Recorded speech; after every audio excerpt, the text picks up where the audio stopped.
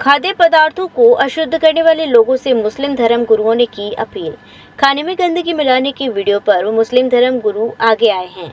उन्होंने ऐसे लोगों से जो खाने की चीज़ों में गंदगी मिलाते हैं उनसे अपील की है कि इस तरह का गंदा काम न करें। साथ ही उन्होंने इस तरह के लोगों का समाज में बहिष्कार किया।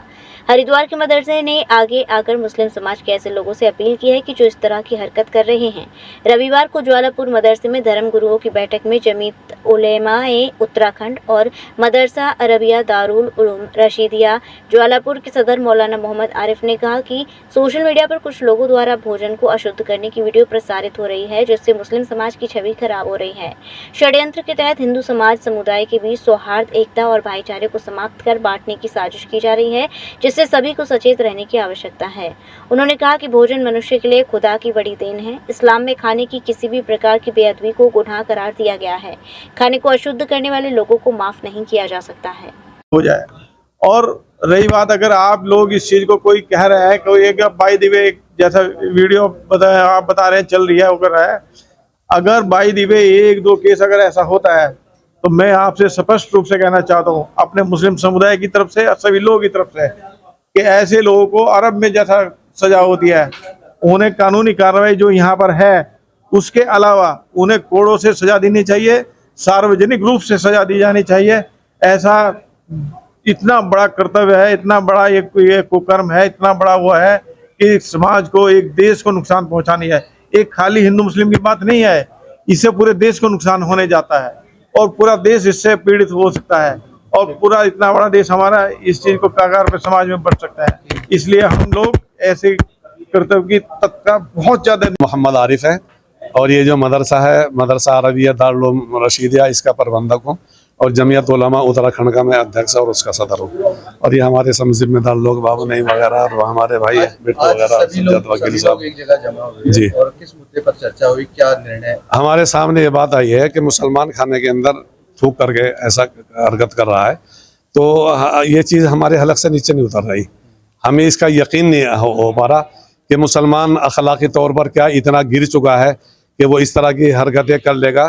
ये हमें गलत प्रोपेगेंडे का एक हिस्सा दिख रहा है कि मुसलमानों में और हिंदुओं में आपस में नफरत पैदा करने के लिए इस तरह की कोशिशें भी हो रही है कि मुसलमानों का इनका सामाजिक बायकाट करो और इन्हें बिल्कुल निहत्ता करके छोड़ दो।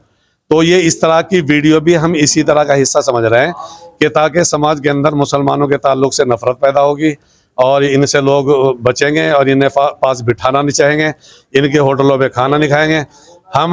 हम लोग तो इतना बड़ा दिल लगते हैं, हम अगर कहीं सफ़र कर रहे हो हम तो कभी खाना खाते हुए ये भी नहीं देखते ये हिंदू का होटल है या मुसलमान का होटल है। हिंदुओं के होटल पे हम आराम से बैठ करके खाना खाते हैं और हमारी तबीयत में कभी भी ज़रा बराबरी में किसी तरह की कराहियत ना पैदा होती, जबकि हम मजहबी लोग हैं। हम ये भी सोचते हैं कि हम तो मुल्ला लोग हैं, नहीं मुसलमान नहीं। हम इन चीज़ों को, हिंदू मुसलमान के ये लफ्ज़ है, ये हम इस चीज़ को बहुत बुरा समझते हैं। हमारा मानना ये है इस मुल्क की तरक्की हमारे आपस के इत्तेहाद में छुपी हुई है। हम आपस में भाइयों की तरह बन करके रहे और आपस में अगर छोटी मोटी कोई मसला पैदा हो जाता है तो उसे दूर करने की कोशिश करें। बस मुल्क के अंदर कुछ ही तो लोग हैं फिरका परस्त जो नहीं चाहते आपस में जो सस्ती शोहरत हासिल करने के लिए और अपनी सियासी रोटी सेकने के लिए इस तरह की हरकतें करते हैं। उसके नाम बताने की भी जरूरत नहीं है किसी की।